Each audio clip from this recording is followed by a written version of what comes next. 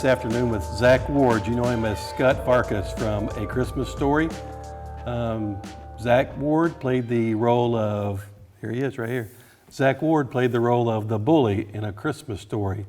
And we're not going to get into A Christmas Story too deep, but one burning story for the people of Southeast Missouri. All right. How did you get the role of the bully? I audition on what we call a cattle call, meaning that there's a ton of kids who show up, basically about 300-400 kids, and you walk in and you say one line like, "Nah, you're Aunt Tilly," and it was on camera, a new invention called the VHS back in the day. Yeah, explain that to your kids. And so then it went from like 400 down to 250, 10, and then I got the job. And then originally, Scut Farkus was the sidekick, not the actual bully. But when I showed up on set and met the director for the first time, he saw that I was about a foot taller than Grover Dill, played by E001, and he looked at us and said, "You get his lines, he gets yours." So that's how it happened. That's amazing. What's Scut Farkus? Most people say Scott. What relevance does Scut have? Scut is actually, the author, Gene Shepherd, who wrote the book In God We Trust, All Others Pay Cash, he was Irish, and Scut is an old Gaelic term that means cow diarrhea. So when you call someone a scut, it means you're calling them a little craphead, you know, well, for lack of a better term. So Scut means craphead, and Farkus is, there's a Lithuanian word, Farkus, which means wolf, and that's why when Scut Farkus comes around the fence and the alleyway and you hear the Peter and the Wolf music, and it's the wolf theme, dun dun dun dun dun dun dun dun. So there you've got your wolf part, and you got your crap head. So it's like Craphead Wolf is my superpower name, I guess. Makes a lot of sense. Yeah, well, once you meet me, you kind of see that it sticks. Well, thank you for being here in Malden with us today at the beautiful Malden Air Base. Very historical. Tammy Wynette. The Tammy Wynette Park over behind us. Yes, very historic. What are you doing in Malden, Missouri? Everybody wants to know that. What the heck are you doing in Malden? You took my family hostage and you said that I had to come here or you'd execute them, which I thought was strange. No, we met roughly about 4.5 years ago over at Memphis, Tennessee at King Jerry Lawler, or Jerry the King Lawler, his bar opening. And that's where he actually picked me up and body slammed me inside a wrestling ring. That was terrifying and fun. And so you and I started talking about films back then, because I've been in the film industry now 500 years, because I'm still only 27, which is crazy. But yeah, I'm 50 years old now, and I've been in the film industry for 40 years, and you and I started talking about it 4 years ago, because I've written a bunch of films and produced a few and directed some, and so we've been talking back and forth about it over the last couple of years, and now we're sort of starting to get to the point where the rubber's meeting the road, and your interest was doing stories in this area, and also really touching upon the real, I don't want to use the term the real Americans because that sounds so trite, but real people as opposed to the different coast mentality. And so I was excited because you offered me the opportunity to come out and actually meet the people and see the countryside and how much story and history and legacy and so many interesting things out here.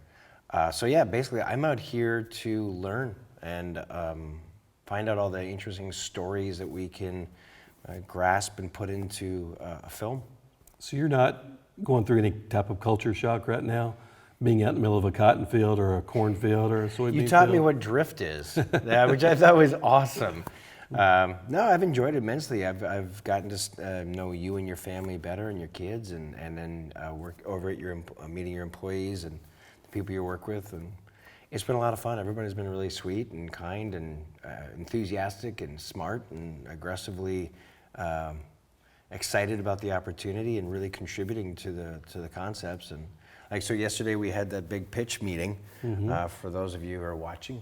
The pitch meeting was everybody who works with Barry or for Barry came over, and they were pitching their movie ideas. And I'm sure anybody out there knows it's intimidating to talk in front of strangers and be the focus of attention if you don't do it on a regular basis. And I thought your team did great, and it was a lot of fun. You got some really good ideas out of it.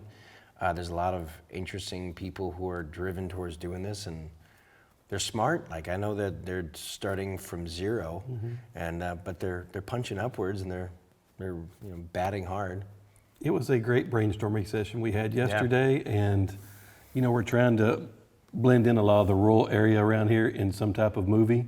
We started out with a blank slate yesterday when you arrived, and I think we were pretty far down the road from just a bunch of Southeast Missourians that you expected to come in and probably not have very much done. But we've actually been working on this for a month or two. Been talking to you about it for about 4 years now. So maybe it'll come to fruition this time. I hope so. I think there's a lot of opportunity. So what's some of the things that's different about living in Los Angeles than here? Is this country area? I know you've been to a lot of movie sets in rural areas, like in Alaska, you told me, and Arizona, but what do you find different about Southeast Missouri? What do you like about it? What were you surprised about? I love how green it is. That's been really fun. I landed in St. Louis, so it was, what, a 3.5-hour drive over here? Roughly, yes. So getting to see the transition in the countryside, seriously coming from LA, I love how green it is because it just gets dry and brown and very, very hot. People are very friendly, very polite. There's a lot more eye contact than there is in Los Angeles. Typically, people just have their sunglasses on and keep to themselves. So everybody's, there's no culture shock. There's just a more relaxed pace to a certain degree. Everybody's working hard, but they take the time to be friendly and interested in what other people are doing and respectful. So Zach's made a lot of horror movies since leaving A Christmas Story. Matter of fact, I've been finding out that Zach's had many different jobs. He worked in the circus, correct? Let's talk about some of your old jobs that you had in the past, your careers. Okay. Well, when I was a kid, so I would go out and visit my dad. I was a latchkey kid, meaning that my parents weren't married, and I would go out and visit my dad in California, and he's a general contractor. So he would have me at the age of 8. We'd be putting pink insulation in the attic of a house during the middle of the summer in LA. All those words come together to create a horrible, horrible time, just so you're aware. And I remember pink insulation, for those of you who have never seen it, it looks like cotton candy. And I was 8 and stupid and had no shirt on and was wearing shorts. And I was like, it looks like cotton candy. And I ran over and jumped into it. And my dad looked at me and was like, oh, I wouldn't do that. I was like, no, it's fun. He goes, okay. So literally 3 days later, I was trying to scratch the glass out of my spine and bleeding over the stucco wall. I asked my dad why he had me on at the job site. And he said, it's because I want you to learn how to work. Because if you learn how to work, you can do anything and go anywhere, and you have an opportunity to succeed.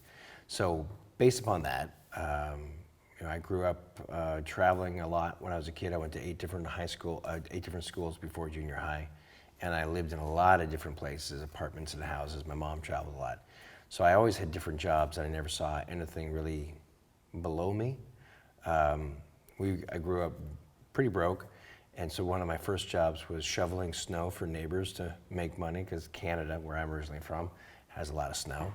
And then there was working in a rattan shop as a stock boy when I was like 14, newspaper routes and all that stuff. But when I traveled to Australia when I was 18, and I worked on a cattle station, which is like a ranch. They call them stations over there. It was called Godolphin. They named them, like I guess you call them the 5-star Lucky Texas Ranch. Over there it's Godolphin, Godora, whatever. So I worked there, and then for about 6 months helping herd sheep and cattle, and then I joined the circus, which was Ashton's Circus since 1863, and traveled all over Australia being a tent boy, putting up a tent, pulling down the tent, feeding the tigers and lions and tigons and elephants and monkeys. Watch out for those monkeys, people. They're dangerous. Sounds like quite an experience. It was amazing. It was life-changing. So you kind of evolved into an actor. You were in a lot of movies. Like I said, you really need to see Restoration, Bethany, and Don't Blink. Those are great shows. We've kind of based some of our future movies that we're working with Zach We're going to go to the Boogie Woods in Dexter after this interview. And so from A Christmas Story to the movies to where you're at today, hard work's paid off for you, correct? I think so. I think it was also that part of it of building something with my dad, where because my mom was an actress and I got to see the people on set and the people who designed the sets and the people who built the wardrobe or the costumes. I got to play with swords and armor and really cool stuff when I was a kid. And I looked at it as a child as if everybody was part of the process because I was included in it, as opposed to looking at it from the outside where you only really see the actors and you're basically watching the red carpet and being enamored with the celebrity of it. I was more interested in the team building and the making. That was the part of it that I enjoyed. And same thing like when building a house, there's something really satisfying when you see the framing go up or you've done the plumbing and it went from nothing to something, and then building something with a team of people to create a movie or a TV series or a theater or a play. I think that's been the common thread through the entire process, is wanting to make something from nothing and enjoying the process of building that and not being afraid of getting my hands dirty. Well, speaking of that, how long does it take to write a good script? Depends upon the script. What's your longest and what's your shortest? Gosh, the shortest I ever did was a week, and it was not a bad script, but they turned it into a horrible film.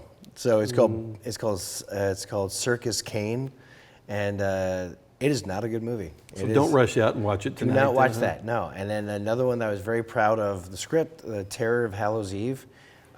It's not bad. You came to the special effects studio, and they did Passion of the Christ and everything.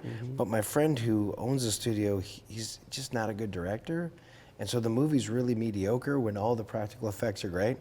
I wrote a TV series, 15 episodes by myself, and that took about 8 months. But I was doing it all by myself. Scripts are usually, depending upon the project, anywhere from a month to 4 months. So you just wake up in the morning and drink your coffee and get in the mood to start writing? Is that what your daily activity would be? Kinda. You also, like I was talking to Luke here about this, and Josh, and the other Zach, about structure, about how you break it down. So, when you're looking at a cotton field or you're gonna grow something, you don't start with the end product. You know how to level out the field and then prep it for putting the cotton in and all that stuff that goes on first. You're an expert on agriculture now. There we go. Yeah, I learned a few words and now I know everything. He's got the lingo. Right. But I'll try and play a farmer on TV one time. But yeah, so knowing the process of how to lead up to having the end product of the cotton is as important as knowing that you want to have the cotton. So same thing with script writing, is you start creating a structure for what you want, doing outlining, and then you do wake up and you have your coffee and you get to work. And there's two different methodologies. You know who George R.R. Martin is? He's the guy who wrote Game of Thrones. And there's Stephen King, right? And so they had an interview with each other. It was really interesting. It's on YouTube if you guys look it up. And they have two very different writing styles.